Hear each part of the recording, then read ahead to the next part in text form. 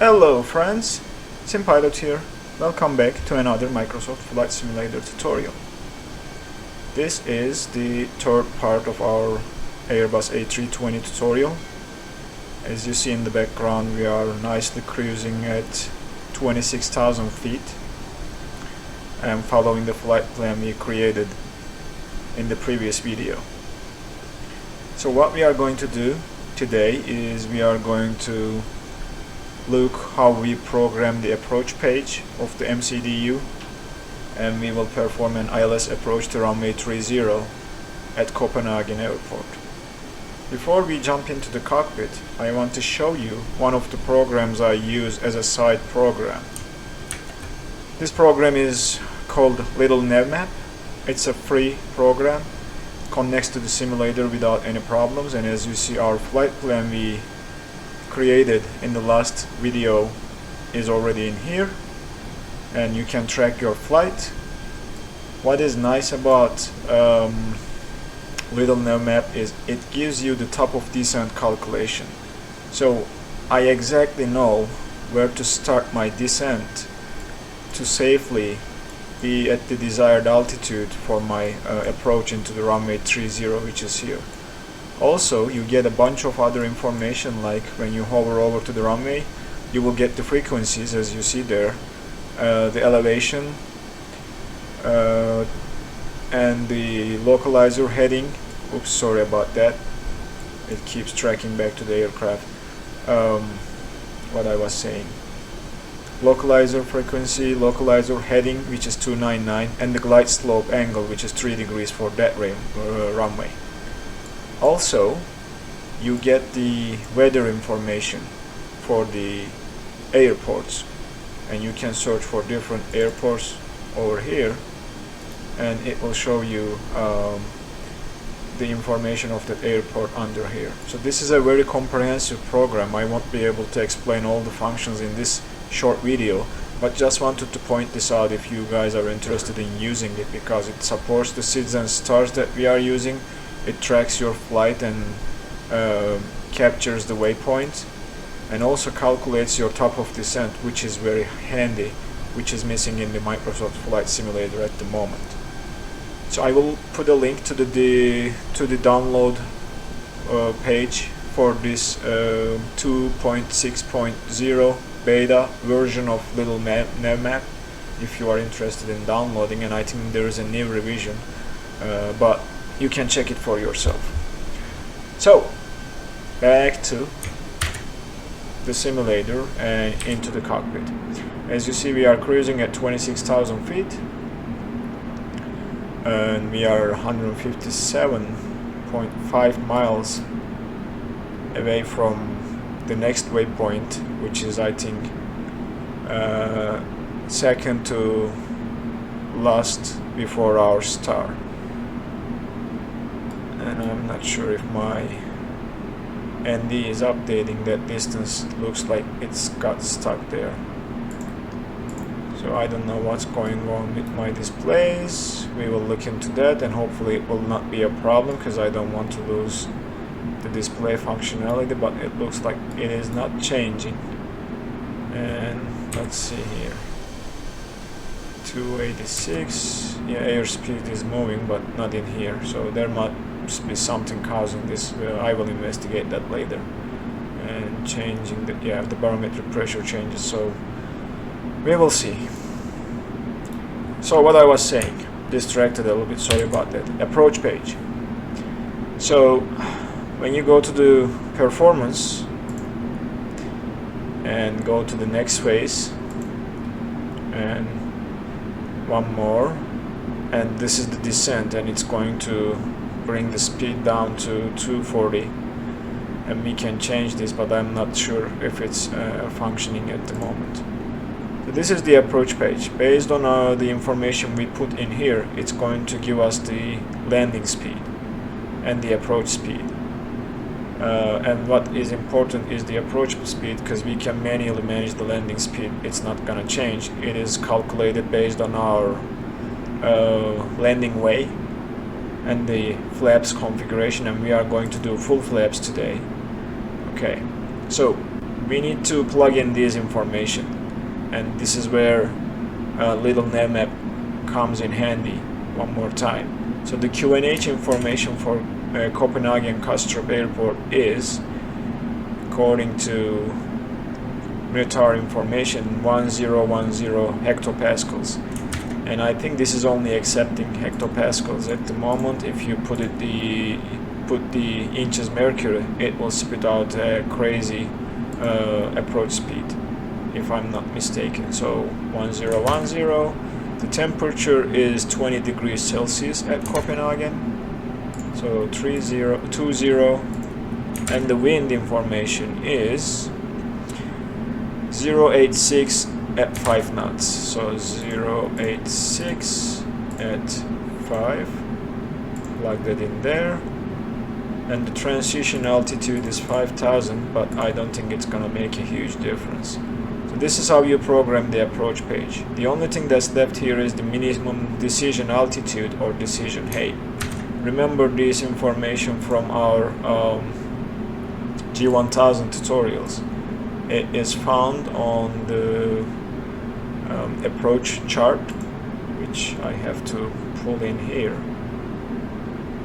in a second. There we go. Approach ILS runway 30. This is what we are going to do today.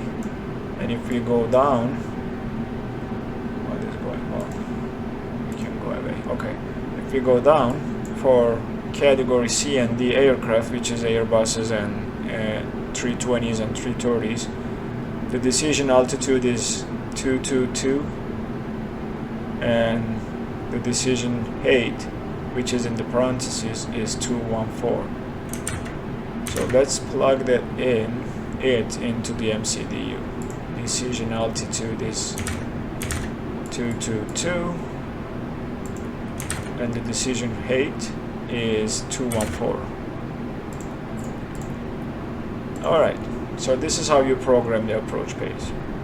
The other thing is, you don't necessarily need to it looks like my ND is not updating. There is something serious going on here, so I'm not sure how we are going to manage this descent and landing, but hopefully it will come back to life after some point. We will see. So the approach page, when we get to our deceleration point, which I was looking on the ND, which I'm not able to show you at the moment because of that weird thing happening, and I'm not sure if this is something that happened with the newest patch that is released today, but I think we will be able to live with that. So the approach page, if you don't activate it, it will activate itself automatically when you pass the deceleration point, which I can not show you on here because this happened as well with the newest patch. So hopefully tomorrow the developers of A320NX will fix this issue. I already reported this on their GitHub page. I cannot show the deceleration pseudo waypoint here, but there is a deceleration pseudo waypoint that is displayed. Let's see if the range change is going to help with that. No. Okay, range change is not changing the range eventually because the numbers got stuck. So, well, sorry about that, guys. Didn't mean to have a problem like that, but looks like we are going to have that for some reason, and this is quite annoying. There is a waypoint that is called Decel Delta Echoes Charlie Echo Lima, and when you pass that, the MCDU activates the approach phase automatically, or if you want to do it manually, you can do this and activate it through the MCDU's menu. What the approach page does is it prepares the aircraft for the approach, and that's all we need to do. And then when we are on the final phase of the approach, we will activate the approach mode of the autopilot. to capture the localizer and the glide slope, and we will turn on this landing system, which will give us the glide slope and the localizer. So this is all we need to do while we are cruising. So I will bring you guys back when we are descending into the runway, or when we are below 10,000 feet and ready to start our approach and landing. See you in a little bit. Welcome back, friends. We are getting close to our top of descent, almost there if you take a look at here. So we are going to start descending, and at Cubis, at this waypoint we need to be below 8,000 feet. So let's jump into the cockpit and set ourselves for 8,000 and start our descent. Now hopefully we should, oops, pressed the wrong button. We should start descending right now. There we go. Okay, so is going on? I don't see anything changing here. Okay, now it is changing. That's good. I was able to fix the display problem. So what was happening is, I think this is something with the mod. When you turn on the constraints, it freezes the display, and you need to get rid of the constraints to make it unfreeze the displays. So we are, looks like, descending a little bit fast than my liking. I'm gonna switch to selected descent, and I will set ourselves for 2,000 feet. Wrong button. 2,000 feet. Yes, there we go. And hopefully the autopilot will follow it, which it is, which is good. And I will manually manage the speed, and I will not use the selected speed mode because I know the autopilot is not quite good at holding the speed.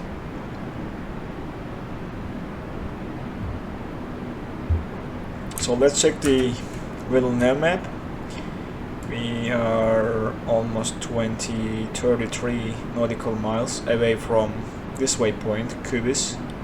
So, and I think we are traveling at 370. So we are divided by 60, so that's 6. We are traveling 6 miles a minute. So 5 minutes. In 5 minutes we need to be below at or below 8,000. So I think I need to increase that descent rate just a tiny bit, so that we need to descend more than 13,000. So I'll go for 3,000, and this should do it. Yes, it does. So we are descending at 3,000 now, 3,000 feet per minute, and hopefully we will get to that altitude before we reach that waypoint. And one thing you can do to slow yourself down, if you think we are going fast and we won't make it before, and you can watch the altitude on little Navmap. So it's also another great function of little Navmap. I can literally look at here and watch my altitude and make my decision whether I will be at my desired altitude before I reach there or not. So I really like this little program. It's free and it's great. It gives you a lot of functionality when it comes to flight simulation. I think it's fair to say everything you will need is in this program, from flight planning to weather information to flight tracking to restrictions, the wind information. See that one, 1229 knots. If I go here, 1259 knots. So it's pretty close to what's in the sim, which is also great. So looks like we are going to make it to 8,000 when we reach there. And from there our next altitude is going to be in 23 nautical miles. If we go to the chart and put our approach plate here, and let's take a look at it. Our localizer frequency is 108.9er. Final approach chord is 299, which is this guy over here. And if we go down there to the vertical profile, we are intercepting the localizer at 3000 feet, and we are intercepting the glide slope at 1600 feet. So we need to descend all the way from 3000 to 1600 in 4 miles. I think it's better to, we are going to aim for 3000, capture the localizer, keep descending to 1600 to capture the glide slope, and then it will take us into the runway. So that's the game plan. And we can also track it here too. So we are here, but little Navmap, if you check that, has a little bit different path to intercept the runway, which goes like this rather than that. So we'll see which one our aircraft is going to follow in this case, because this does not align with the approach plate. Not sure if the plane is going to hit there first and then go into a traffic pattern and do this. So I'm not sure. We will see it together, but we are getting there. So 12,000, and we are safely below. We'll be below 8,000 when we reach there, which means I can now set ourselves for a little lesser descent rate of 1,000, and that will do. That will give us some more time before we reach that waypoint, which is this Cubis over here, 15 miles away. So we are like what, 3 minutes away from that waypoint, and we will be passing 10,000 shortly. So let's set the barometric pressure. I just pressed B. I was lazy this time. And 10,000 is coming. I think we should speed that a little bit. I don't feel too much comfortable with that, so we will keep us at 1500 per minute. 10,000 is coming. We will turn on our landing lights when we are passing 10,000, and we will keep them on until we land and exit the runway. There we go, 10,000. Landing lights can come on, and we can also turn on the seatbelt signs so that our passengers can get back to their seats to prepare for landing. Alright.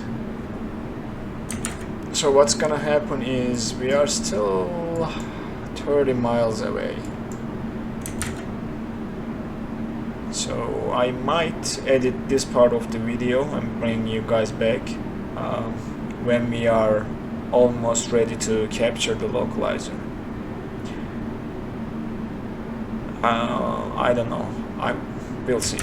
I think I will cut the video and bring you guys back, because you don't need to stay here and watch the airplane descending to 8,000 and then from 8,000 to 3,000 when we reach here. And at Cubis we need to be at or below 250 knots, which we are. So somehow the autopilot managed to maintain the speed. Remember, when we were departing, it was overshooting the 250 knots. Now it is maintaining the speed below 250, under 10,000 feet, which is great to see. But let's just do this. I will cut the video here, and I will bring you guys back when we are getting close to 3,000 feet and ready to capture the localizer. Okay, welcome back guys. I think from now on you need to stay with me. Now we are going to activate the approach phase. I'm sorry. You press it once and then it says confirm, and you press it one more time. landing speed is 145, approach plus speed is 150. Our altimeter is set, and we are getting close to Copenhagen. And if you take a look at little Navmap, our plane decided to take a different approach and go all the way to here and then turn. I think this is a better way of doing it, just to have enough room before we capture the localizer at this waypoint. So I think we are going towards this way, and then we will take a turn. But we are descending nicely. We will be at 3,000 when we get there, and I think I can set ourselves for 1500 again, which is not going to be a problem. And a couple things I want to discuss. So approach page is set, and if I go to the radio navigation page, you see the ILS frequency is already plugged in by the aircraft automatically. This supposed to be 299er. I'm not able to change it. And these frequencies you see here, if you want to tune in VOR stations, this is where you do it. Like for example, let's say if there is a VOR station nearby. Let's check. Do we have a VOR station around here? Oh, there is one here. So if we want to tune this VOR, which is 112.5, I type in 112.5, plug this in, and now it should display that VOR information.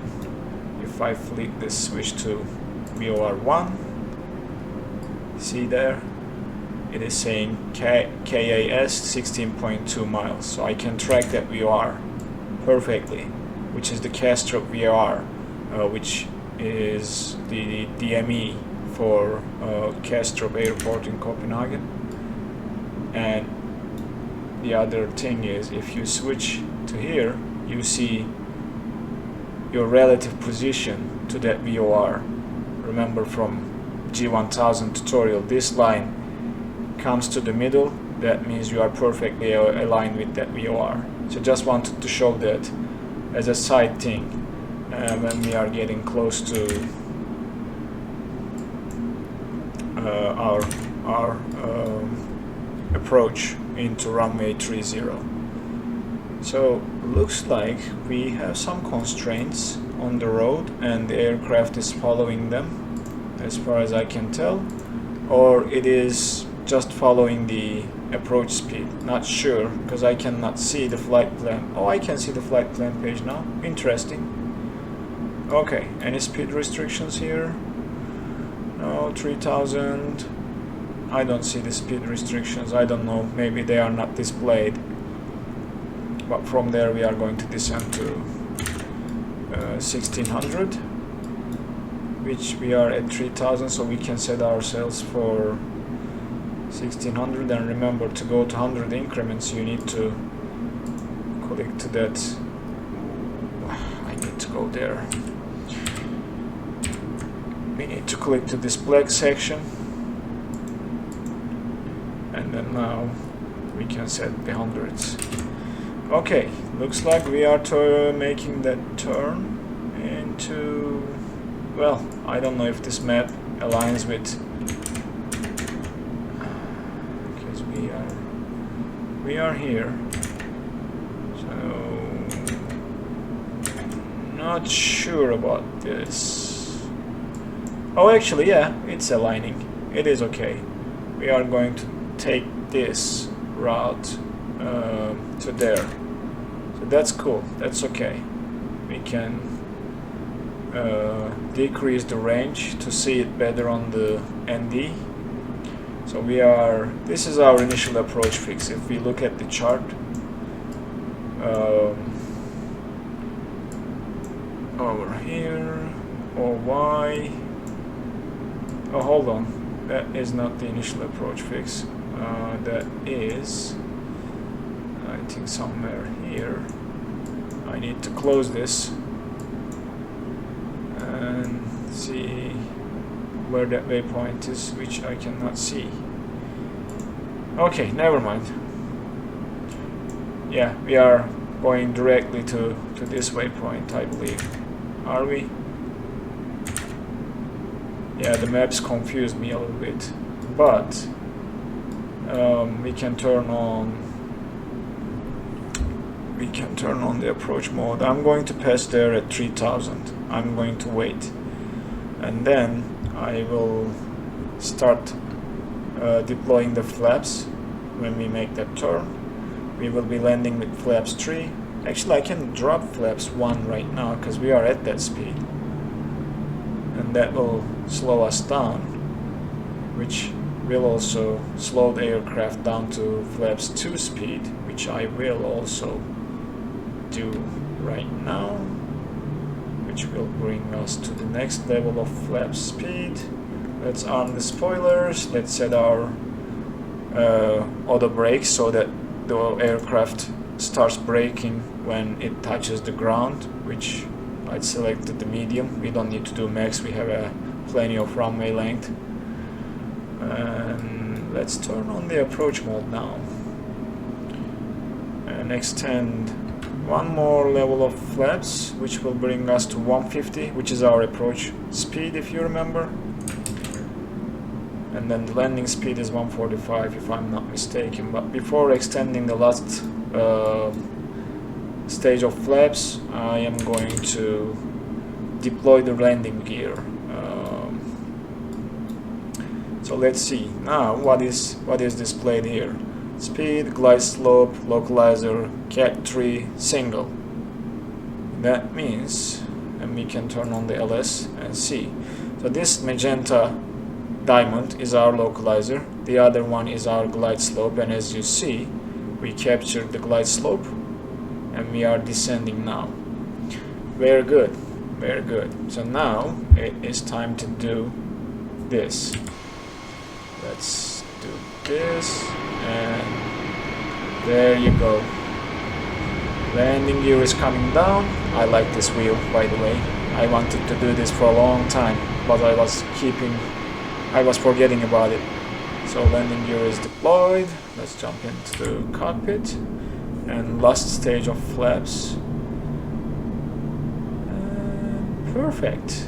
So now we need to inform the cabin. As you see, the aircraft is warning us, and I need to turn on the runway turn-off lights, turn on the nose wheel light, and then turn off the anti-icing systems, which I turned on due to bad weather up at the cruise level.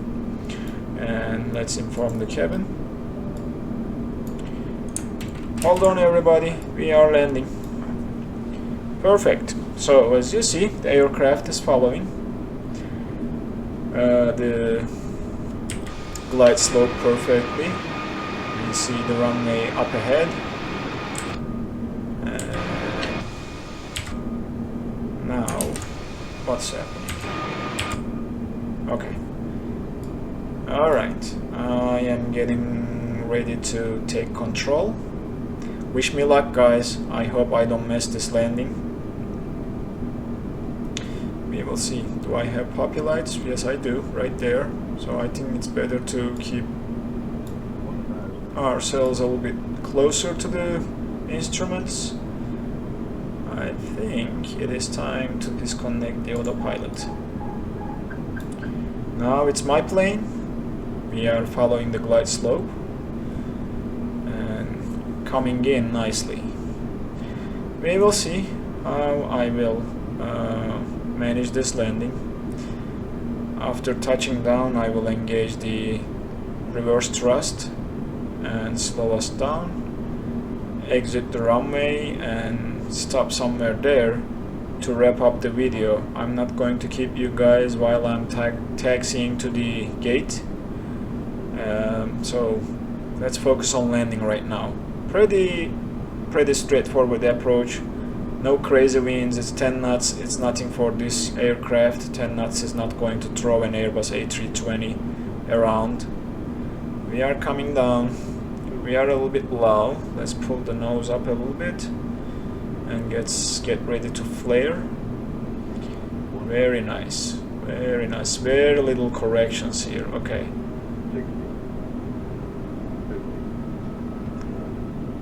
Cutting the power slowly, raising the nose, and power is shut. We are floating a little bit, which I didn't like, but oops. Okay. Oh my gosh. What is going on? Reverse thrust is set. Okay, we are slowing down. Last minute surprise there. So as you saw, but it's okay. We managed it. And it might be the wheel that confused me too. I'm not used to land at that wheel. But, well, we are there.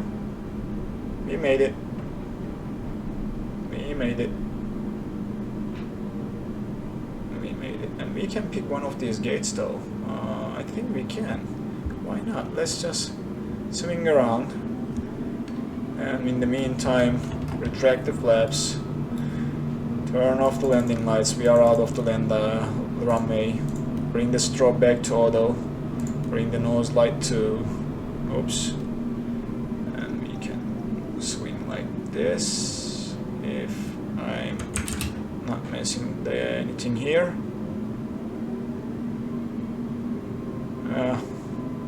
Okay. We're fine. We're fine. We are fine. And we will use the second gate.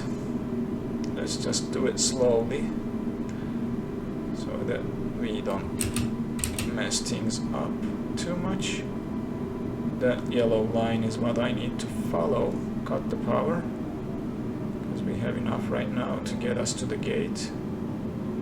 Very gentle, very slow. We are coming in. Nice.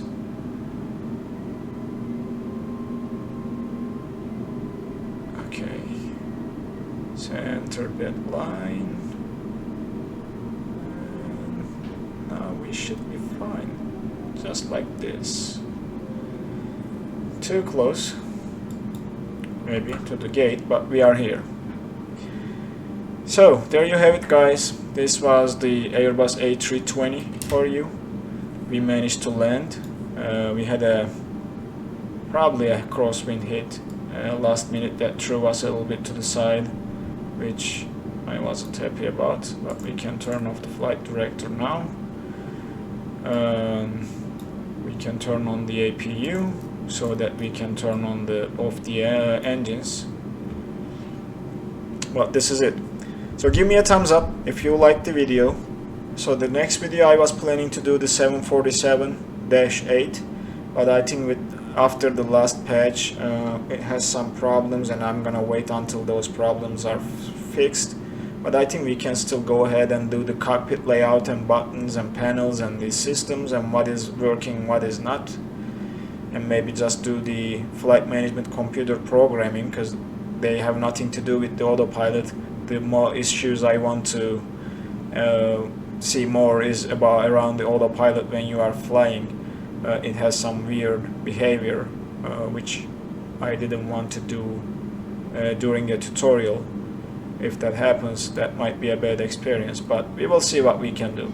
So next up is 747-8, Queen of the Skies. Until that time, take care of yourself and I will be seeing you in the next video.